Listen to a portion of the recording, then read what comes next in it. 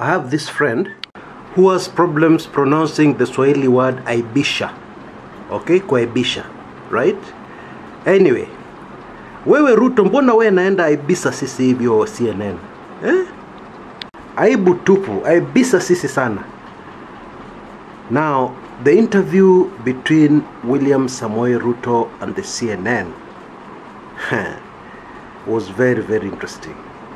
Now, I have a lot of respect for Deputy President William Ruto, and whatever people say about him, I have a lot of respect for his intelligence. He's a very intelligent man. And so I'm a little puzzled the way he would go into an international television interview and tell lies without checking a few facts first. Gosh, this painted the country in a very, very bad picture. Okay? Anyway, I'll be back in a second. We have a short commercial message.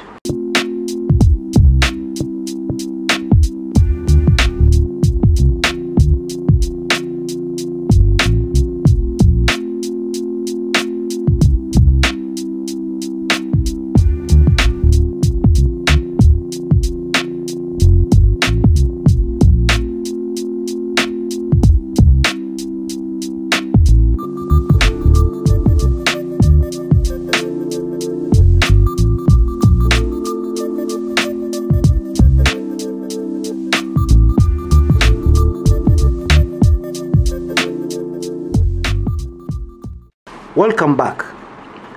Now, I'm sure DP William Ruto knows that unlike August 8th, the polling stations countrywide had access, media had full access, okay?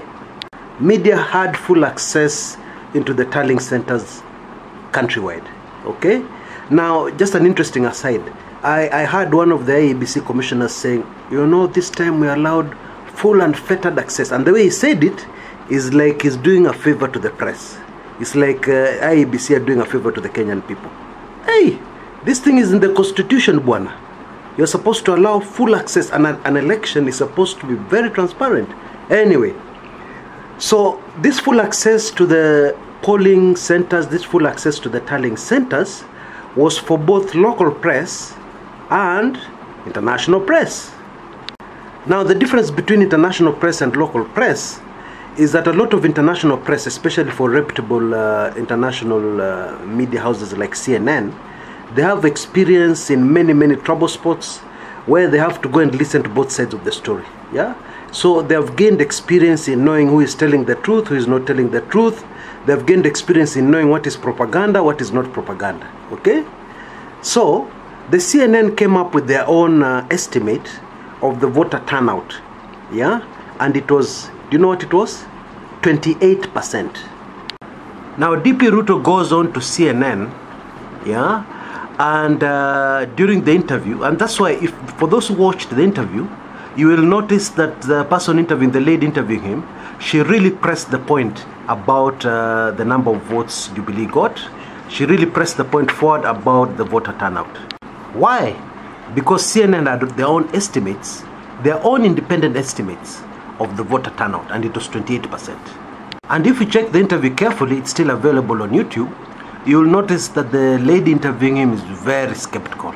Yeah, as he, you know, as he tapikas his figures here and there, almost 90% of the vote we won out of the people turned up, blah, blah, blah, threshold of constitution, blah, blah, blah.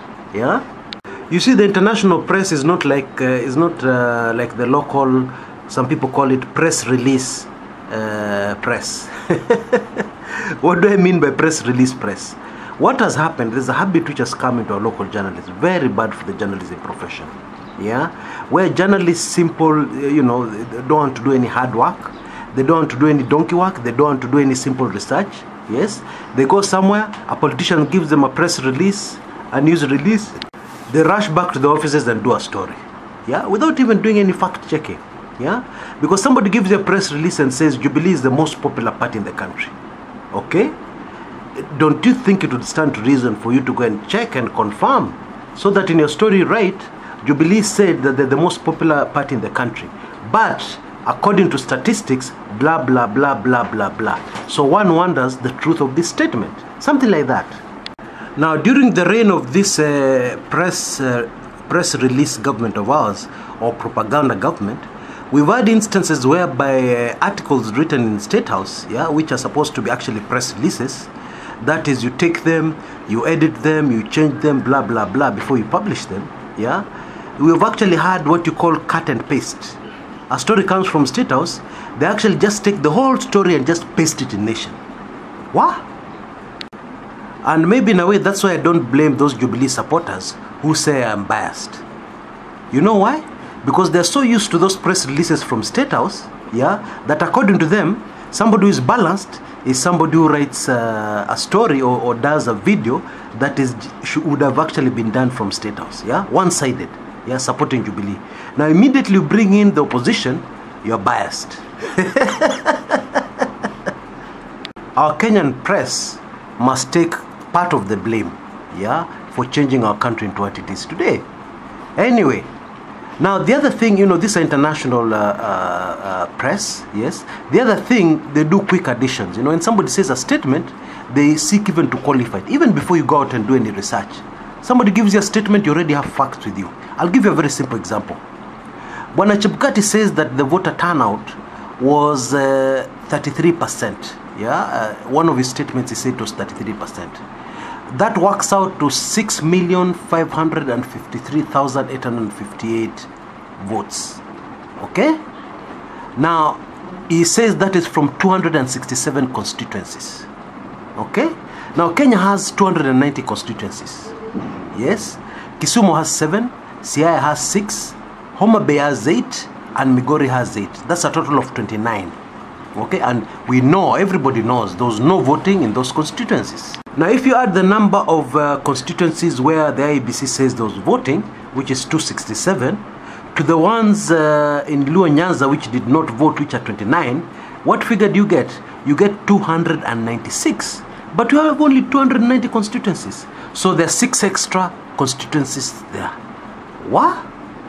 I'm telling you, IEBC have worked themselves into a corner. Na hiyo kona sijui watatoka namna gani. It's like a man who just lies and lies and lies. His wife asks him, where were you last night? Oh, I was with my friend Fred. Ah, okay. He's asked, what were you doing? Oh, we're watching the soccer game between Arsenal and Manchester City. Okay. And then 5 minutes later, his friend comes in and says, hey, I say, Joro, stand to watch your game in Arsenal Man City.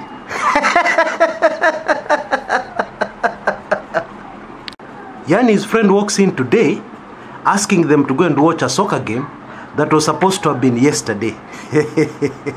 Anyway, that is the corner where the IEBC have worked themselves into. Yeah, you tell lies, then the lies stop making sense. Yeah, CNN say they estimate 28%. Hata kama wamefanya makosa sana, 30%. Okay, let's give Jubilee the benefit of the doubt. Yeah, but Jubilee is trying to tell us 7 million voters. Is trying to tell us that really NASA being out of this race had 0 impact. Yeah, and I keep saying it would have worked if they had done what they did on August 8th, shut down the polling stations where there was completely no access to polling stations. You know, where there were heavy security at the gates of polling stations. Very unconstitutional, eh? But they didn't care. Yeah, and where journalists were being told when they ask for results, just give us your email address. We'll send the results to you later. I'm telling you, this Kenya of ours. Hey! Anyway, my point is that it would have worked. Yeah? They would have just, what they needed to do, they would have just shut down all the polling stations, which is unconstitutional. Yeah? Made sure that Kenyans are not seeing what is happening in the polling station. Made sure there's no live television right inside the polling station, showing that the place is deserted and the returning officers are asleep. Then it may have worked. But as it stands now, we're heading to a very, very embarrassing situation for the IEBC. Extremely embarrassing. And that is why I said in an earlier recording, as far as I'm concerned, IEBC, kwisha maneno. It will never carry out any other election in this country. Mark my words. How that is, we just say IEBC RIP. Maneno yao kwisha kabisa. Something else very interesting that came out of the IEBC, out of the interview between DP Ruto and the CNN was the fact that Raila's name came into the conversation. Yeah, I mean, Jubilee just cannot help bringing Raila in. Okay, now I find this fascinating. Yeah, because you are discussing a totally different issue. Oh, you know, my wife has left me. Oh, you know, we had a misunderstanding. Raila is to blame. Really, it's getting out of hand. Yeah, because what we are seeing countrywide is Kenyans who want change. Yeah, and a lot of those Kenyans, by the way, a lot of them are not Raila Odinga fanatical supporters. That one I can assure you. Yeah, they just want change. Okay, so don't bring in somebody's name every time, every set. And you see, especially such a high-ranking Jubilee official just tells you there's something very, very wrong here. Now, before I go, I need to share with you a very hilarious explanation, about the fake numbers of voter turnout that Jubilee are peddling. Okay, now this is the explanation I had very recently. It is just hilarious. And the fact that the person said it with a straight face and looking very serious made it even funnier for me. Okay? This is what they said. You know, you guys were not at the polling station the whole time. You know, okay, you can be at the polling station and, you know, the cameras are rolling and there are no people. And then last minute, between 4 and 6, about 5,000 people come, pop, they vote quickly and pop, they're out of the station. So you assume nobody voted.